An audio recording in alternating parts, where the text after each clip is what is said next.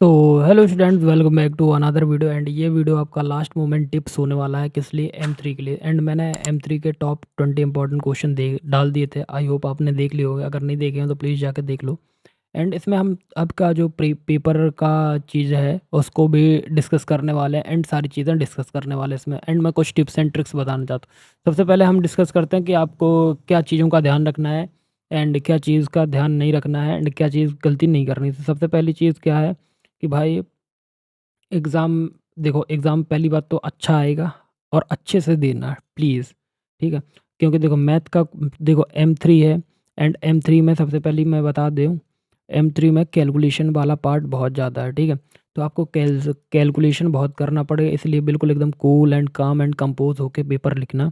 And क्योंकि देखो अगर एक भी स्टेप्स अगर आपका गलत हो गया तो आप क्या कर पाओगे, उसको ढूँढ नहीं पाओगे, क्योंकि बहुत लेंदी लेंदी सॉल्यूशन होते हैं एंड कैलकुलेशन बड़ा कॉम्प्लेक्स होता है। तो कोशिश करना कि गलत ना होने पाए। एंड इन केस गलत हो जाता है तो कोशिश करना 2-5 मिनट देने का, ट्राई करने का, कि अगर उसको सही कर पाओ तो सही कर लो, अदरवाइज़ पूरा टाइम उसी में मत वेस्ट करना, ठीक है? दूसरा सबसे इम्पोर्टेंट चीज़ है कि प्लीज़ ऑल क्वेश्चन करके आना, ठीक है? अगर कोई क्वेश्चन जैसे सपोज़ ए पार्ट क्वेश्चन नंबर 8 का ए पार्ट बन रहा है, बी पार्ट नहीं बन रहा, तो बी पार्ट से आपको उसका वर्किंग रूल या कुछ भी, मतलब आपको उस पार्ट से रिलेटेड कुछ भी बन रहा है तो प्लीज़ लिख देना, बट छोड़ के मत आना। बस यही कहना चाहूँगा, बाकी और कुछ नहीं कहना चाहूँगा। और 5 इंटू 2 इज इक्वल्स टू 10 होता है। तो कोशिश करना सबसे पहले 4 क्वेश्चन ऐसे करना जो आपको 28 मार्क्स दिला सकें एक्यूरेट। एंड उसके बाद 6 क्वेश्चन अटेम्प्ट करना, मतलब करने सारे हैं, लेकिन कोशिश ऐसी करना कि सबसे पहले आप सेफ ज़ोन पे चले जाओ। मतलब 4 क्वेश्चन तो आप समझ जाओगे ना। देखो अपन पेपर अटेम्प्ट करते हैं, पेपर लिखते हैं, तो अपन समझ जाते हैं ना कि भाई अब तो मैं पास हो गया। फिर उसके बाद सबसे पहले मेंटालिटी ऐसी रखो कि सबसे पहले मेरे को पास होना, देन मेरे को स्कोर करना। तो इस मेंटालिटी के साथ जाओगे तो पेपर बढ़िया बनाएगा, ठीक है? एंड ये चीज़ हो गई। And 5 into 2 is equal to 10 question attempt करना है, ठीक है? जो सबसे अच्छे से बने, मतलब देखो इसमें तो कोई थ्योरी का कॉन्सेप्ट नहीं होता, बट अगर थ्योरी के क्वेश्चन एक तो आते नहीं है इसमें, एंड अगर प्रोबेबिलिटी ये सब पूछ ले तो प्लीज़ लिख देना। एंड जो क्वेश्चन आपको अच्छे से सॉल्व करते आ रहे हो तो प्लीज़ उनको आगे सॉल्व करना। एंड जिनमें, क्योंकि देखो 10 क्वेश्चन में 1-2 में तो डाउट आएगा ना। एंड जो क्वेश्चन आपसे अच्छे से एक्यूरेटली बने वहाँ से शुरू करना।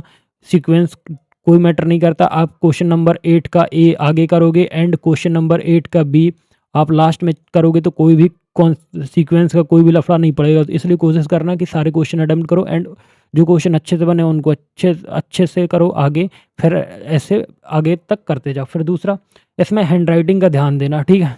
हैंड राइटिंग का ध्यान देना एंड जो चीज़ें हाईलाइट करने वाले उनको हाईलाइट करना और अच्छे से लिखना। जैसे आंसर आ गया x is equal to 9.6 value y, तो प्लीज़ अगर ये आपका आंसर है तो इसको ऐसे बॉक्स में बंद करके आंसर लिखना। अगर आप कोई फार्मूला लिख रहे हो तो प्लीज़ फार्मूले को भी आप ऐसे बॉक्स में बंद करना कि सामने वाले टीचर्स को समझ में आ सके। आई होप क्लियर होगा। एंड प्लीज़ कॉपी में देखो, मैथ का क्वेश्चन पेपर है तो आपका जो लास्ट पेज होता है, लास्ट पेज का यूटिलाइजेशन करना रफ पेज के लिए। प्लीज़ कॉपी के आगे साइड पे काटा पीटी मत करना, कॉपी गंदी मत करना, ऐसे काट पीट मत देना कि ऐसा ऐसा कर दो या ऐसे ऐसे कर दो। तो ऐसे में क्या होगा, प्रॉब्लम आपको होगा, कि क्योंकि कॉपी चेक करने वाले को समझ में आ जाएगा कि जब आपने आगे ही प्रॉब्लम कर दी तो पूरी कॉपी में क्या ही होगा। इसलिए कोशिश करना कि रफ पेज का यूज़ कर सको तो करो। एंड ये रफ पेज यूज़ ही करना है, ठीक है? एंड काटा पीटी बिल्कुल नहीं करना, कॉपी को बिल्कुल गंदा नहीं करना। एंड कैलकुलेटर जरूर लेके जाना भाई, क्योंकि कैलकुलेटर के बिना आपका पेपर नहीं हो पाएगा, क्योंकि M3 का पेपर है। सो कोशिश करनी है कि भाई कैलकुलेटर लेके जाएं, ठीक है? एंड क्योंकि न्यूमेरिकल सॉल्व करने पड़ेंगे, न्यूमेरिकल ही आते हैं, ठीक है? तो कोशिश करो कि आपको मतलब कैलकुलेटर ले जाना। एंड जो भी क्वेश्चन अगर नहीं बन रहा है, सपोज कोई भी क्वेश्चन है, चाहे ए पार्ट हो चाहे बी पार्ट हो, बट अगर आप जैसे सपोज क्वेश्चन नंबर 3 का आपसे ए पार्ट बन रहा है एंड बी पार्ट नहीं बन रहा, एंड आपको ये क्वेश्चन अटेम्प्ट करना, क्योंकि आप इसमें 7 मार्क्स ला सकते हो ईजिली। तो अगर आप इस क्वेश्चन को कर रहे हैं एंड इस क्वेश्चन से आपको इसका वर्किंग रूल भी बन रहा है तो प्लीज़ इसको करके आना, क्योंकि 7 मार्क्स आपके पासिंग्स के लिए बहुत ज़्यादा हेल्पफुल होने वाले हैं, ठीक है? एंड अब थोड़ा सा पेपर में देख लेते हैं एंड इंपॉर्टेंट हमने जो दिए हैं उसी से पेपर। देखो सबसे पहले आपको क्या क्वेश्चन आया है यहाँ पे आपको, if the equation f x is given इतना considering the initial approximation x equal to find the value of next approximation correct up to 2 decimal तक फाइंड करनी। न्यूटन रैप्सन मेथड आया है, आपको यहाँ पे ये लिखना है। फिर उसके बाद आप मतलब ये सॉल्व करना है। फिर आपको प्रूफ प्रूव करना है आपको ये। एंड लैग्रांजेस मेथड आया हुआ है, and Newton's forward interpolation formula आया है, गॉस एलिमिनेशन मेथड आया है, and missing value of the table, ये मिसिंग वैल्यू निकालनी है आपको, ठीक है। यहाँ पे आपको सिम्पसन्स 3/8 रूल करना है, एंड 1/8 भी करना है, ठीक है। यहाँ पे आपको ये यूलर्स मॉडिफाइड मेथड से आपको इसको सॉल्व करना है। Lagrange's interpolation formula to fit a polynomial of data, ठीक है। रेगुलर फॉल्सी मेथड से क्वेश्चन आए हैं, and inverse Laplace transformation convolutional theorem आया है, एंड फाइंड द, यहाँ पे पैरामीटर पूछा गया है, and manufacturing of the resistance. यहाँ पे आपको a manufacturer who knows from the experience of resistance register produce music, probability का क्वेश्चन है, तो प्लीज़ इसको भी अच्छे से करना।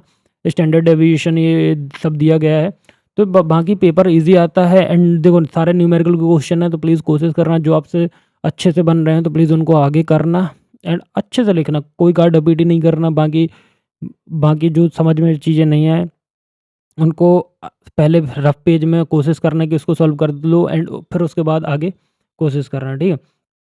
एंड अब बात करते हैं कि भाई अब पेपर अच्छे से करके आना, एंड कोशिश करना कि पूरे टाइम का यूटिलाइजेशन कर सको, ठीक है। एंड बाकी यही मेरे इंपॉर्टेंट नोट्स हैं जो आपको बताने थे, and all the best for exam, so thank you.